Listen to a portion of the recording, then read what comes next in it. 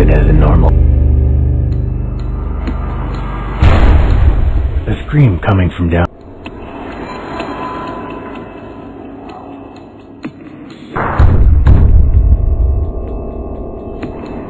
The radio began blurting out all kinds of information. It said that a new breed of virus had been discovered, one that would change its victims into a homicidal maniac. This virus was highly contagious and spreading rapidly. Their advice was to stay where I was, and that if I were to encounter an infected person, I should try to destroy their brain. At this point, I felt myself entering a state of mild shock. It was obvious that whatever was going on was serious, and that a significant percentage of the population were going to be killed or wounded over the course of the next few days. My thoughts quickly turned to my wife. Was she okay? What if these maniacs were near our home? I knew that the phone lines would most likely be overwhelmed, so I decided not to waste time by calling. I headed straight home. I began to make my way through a series of corridors that lead to the elevator. On my way, I continued down the hallway, ignoring the woman's cries for help. She would have been infected and it wasn't worth the risk. I arrived at the elevator, but to my dismay it seemed many other people had the same idea. I heard a ping and the elevator doors slid open. In a split second, the large crowd of office staff pushed and shoved their way into the tiny metal box.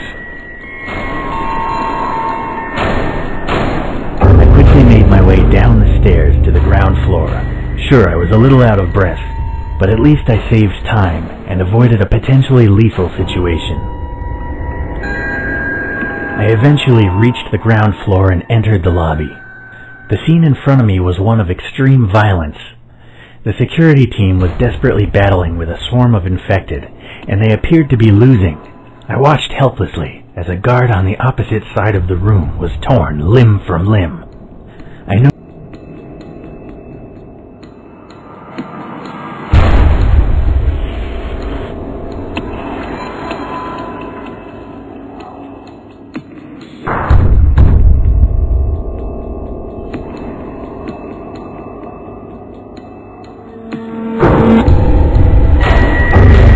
to slip away without any infected noticing and proceeded quickly towards the rear exit. I made my way through several corridors towards the back of the building. As I approached the rear entrance, I spotted a hefty padlock across the bolt, making it practically impossible to open without a key. I cursed my bad luck and tried to figure out my next move. The janitor would have had the key, but reaching his office would have required going back towards the lobby. I realized that breaking the door down would be impossible, and that heading back would be too dangerous, so I set about searching for another exit. I remembered that there was a small window in the male bathroom just a few doors down the corridor. I arrived at the bathroom door and pushed it open. Suddenly, I heard a bestial roar coming from further down the corridor. A dozen infected had spotted me and were now heading in my direction. I quickly entered the stall and spotted the window I was thinking of. However, to my dismay, it was much smaller than I had remembered. I thought that I would probably fit, but I knew it was going to be a very tricky maneuver.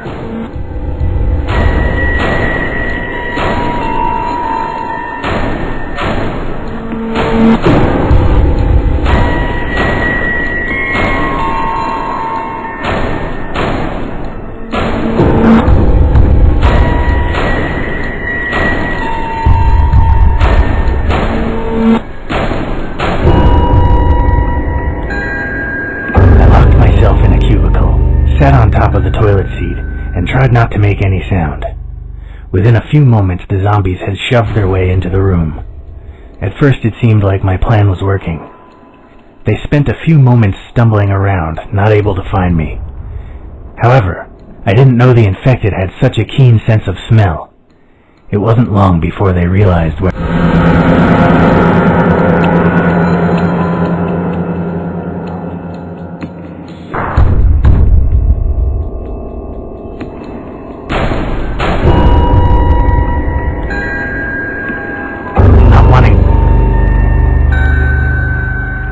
I dropped from the window and landed on the pavement with a heavy thud. Looking up and down the quiet back street, I tried to decide what to do next. Eventually, I came to the conclusion that my best bet was to head to a main road and try to steal a vehicle or catch a lift. I jogged down the quiet street for a few hundred feet before stopping to catch my breath. I looked up briefly and saw a little girl wandering aimlessly in the middle of the road. I realized that the girl was most likely infected, and therefore I decided to ignore her and continue down the street. I eventually arrived at the main road. As I suspected, the scene wasn't pretty. In every direction I could see people either trying to fight or flee from the numerous infected. An array of dismembered corpses already littered the streets. I suddenly felt nauseous, and within a few moments I was vomiting my breakfast all over the pavement. I wiped my mouth with my sleeve and looked up to see a bus driving down the street. The number was the same as the one I usually took home. There appeared to be a lot of people on board already, but I thought I might be able to squeeze in.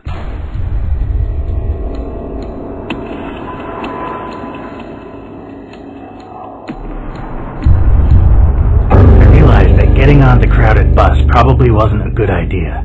If someone on board were infected, then there would have been no escape. As I continued down the street,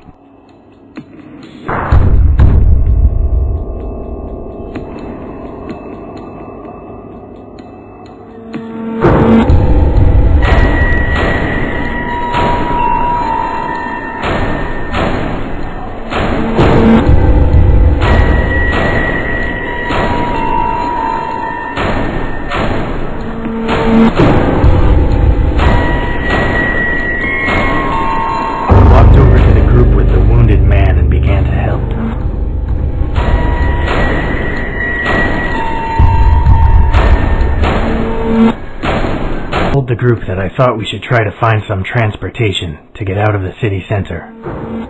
One of them suggested we go to the parking area a few blocks down. We quickly agreed to our strategy and made our way down the street. As we approached the car parking area, we noticed a few infected wandering idly around the entrance. There was no real way to avoid them.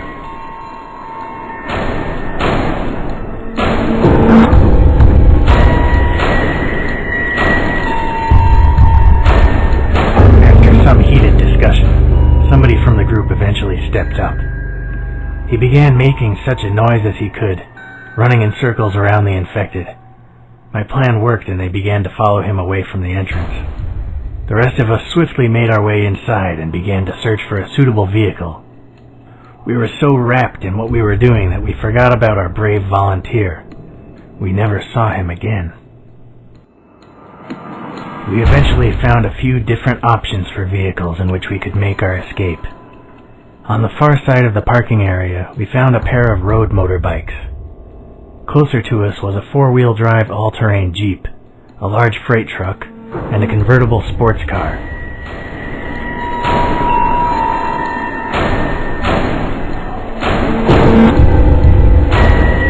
I suggested taking the freight truck. The others quickly rejected my idea, stating that the truck would be too slow and wouldn't have enough maneuverability. The rest of the group decided that we would take the Jeep. We approached the Jeep and peered inside. To our dismay, we saw a pair of infected inside, desperately clawing at the windows in an attempt to escape.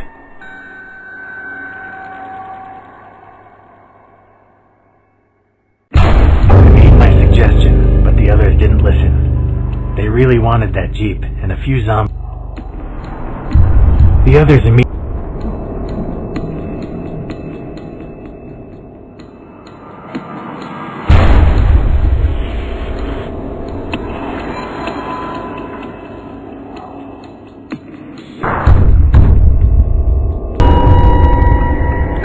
I headed towards the sport. I climbed aboard my chosen vehicle and sped away from the car park onto the main street. By then the roads were littered with bodies and car wreckages. It was all I could do to avoid them. Everywhere I looked, I could see only scenes of carnage. It seemed that those not already infected were fighting a losing battle. My thoughts quickly turned to my wife. I tried to tell myself that she would be okay, but that didn't stop the horrible feeling in the pit of my stomach.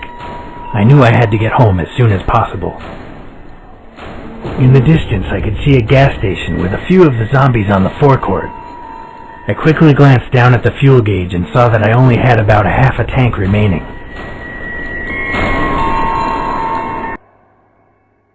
I decided not to stop for gas or supplies due to the potential danger. Half a gas tank was more than enough to get home anyway. I continued down the road before turning onto the main highway out of town. However, it wasn't long before I noticed a mass of vehicles blocking the road ahead. The combined sound of all the honking, shouting, and screaming was deafening. Nobody had kept to their lanes, and cars were packed so closely together that not even a bicycle could squeeze through. The blockage extended so far down the road that it was literally impossible to discern what the cause was.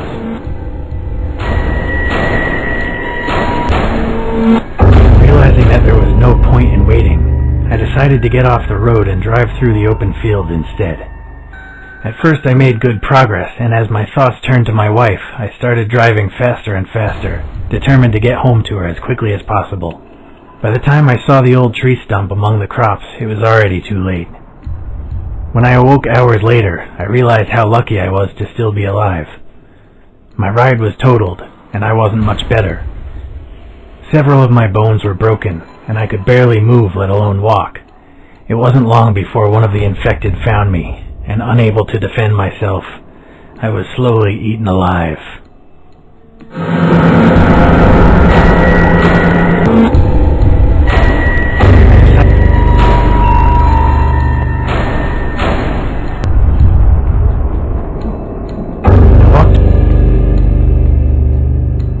After a half an hour of walking, I began to recognize my surroundings, and knew that I would soon be home. There were several different routes I could take. I decided to get off the road and take a shortcut. I headed into the woods, realizing that the mindless infected would have a hard time navigating the undergrowth, and that there would be very few of them in the area anyway. I finally arrived in my neighborhood, exhausted. I knew that my house was just a little further down the street, but the area was swarming with the infected.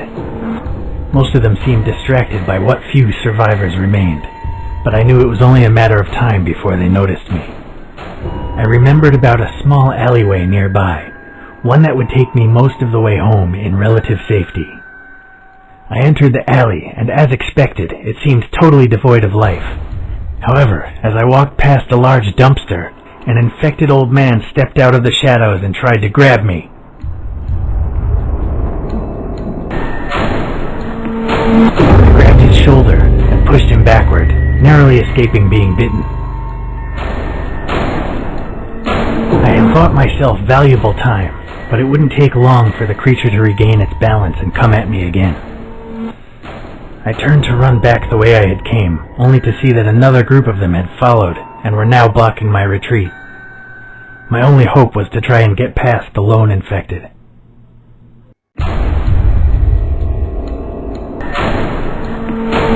Grabbing a brick, I waited just long enough for the infected to get close before smashing it into his face. There was a sickening crack as his jawbone fractured and blood sprayed from his mouth.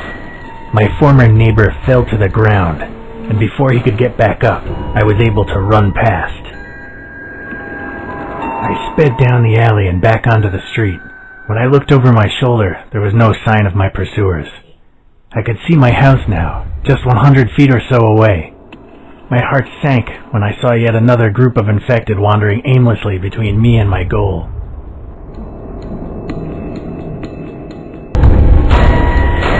I decided that it was too dangerous to carry on down the street. I went around the back of one of the neighbors' houses and climbed over the fence into their garden. It was tiring, but I carried on scrambling over the fences until I got to my own backyard.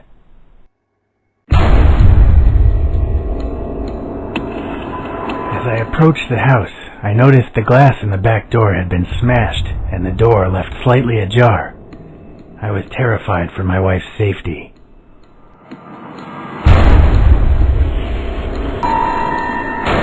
I realized that whoever had broken into the house could still be in there, and without a weapon, I wouldn't be able to help my wife. I headed over to the shed and checked my pockets. Luckily, I still had my keys and was able to remove the padlock and open the door. Inside, there was a wide range of tools to choose from.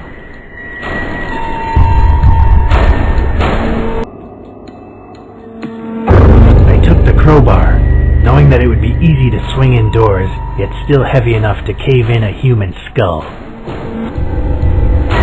With my weapon in hand, I left the shed and walked back to my house. Before I could enter, I discovered why the back door had been left ajar. A teenage looter emerged from the house carrying my television, obviously intent on profiting from the crisis. When he saw me, he dropped the TV and pulled out a large kitchen knife. At that moment, I couldn't tell which one of us was more afraid.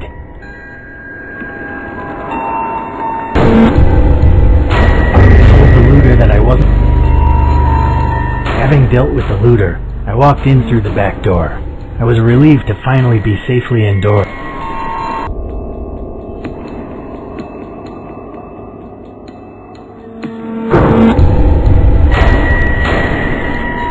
I had wasted enough time already, and wasn't about to waste any more. I immediately started looking for my wife. I began searching the... John was surely infected, so I snuck up behind him and hit him as hard as I could on the back of the head. His skull made a satisfying crack and he fell to the floor, dead. I had never liked him much anyway.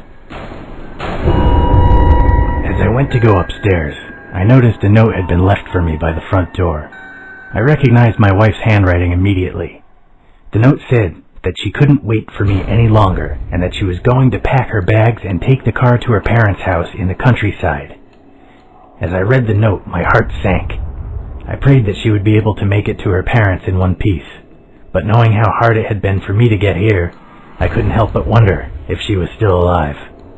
When I realized I may never see her again, I began to feel tears rolling down my cheek. I pulled myself together and resolved to keep searching. I needed to make sure the house was secure before planning my next move.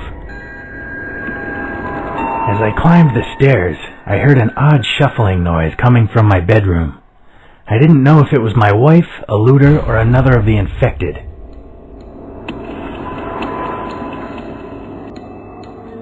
I slowly pushed the door open and stepped inside. The scene that greeted me will haunt my nightmares for years to come. My beautiful wife was pinned on the floor, desperately trying to fight off one of the infected. She could barely keep the creature at bay, and if I didn't act immediately, she would surely die. I ran at the infected and kicked it in the face with all my might. It was enough to get the beast away from my wife, and I was able to quickly finish the job without the risk of hitting her by mistake. I was finally reunited with my wife. I dropped the weapon and held her as tightly as I could. In that moment, I was happier than I had ever been, yet the feeling would not last long. I asked her if she was okay, and she showed me her hand. Blood dripped from several bite marks on her fingers. I didn't know if she would become infected or not, or even how much longer she had. She sobbed as I struggled to decide what to do.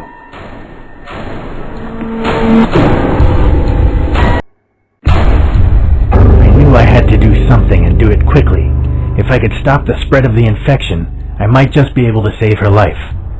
We ran down to the kitchen, took a clean meat cleaver from the knife rack, and tied an improvised tourniquet around her wrist. Within seconds it was over, and I was carefully dressing the wounds with bandages from our first aid kit. I didn't know if she would survive or not, but at least now we had hope. My wife and I spent some time discussing what to do next. We realized that we couldn't stay in the house forever, as it was just too dangerous this close to civilization. We decided that our best bet was to load up the car with food and supplies and then head for her parents' house out in the country. I made sure the house was secure, dragged the corpses down to the basement, and then helped my wife get everything ready.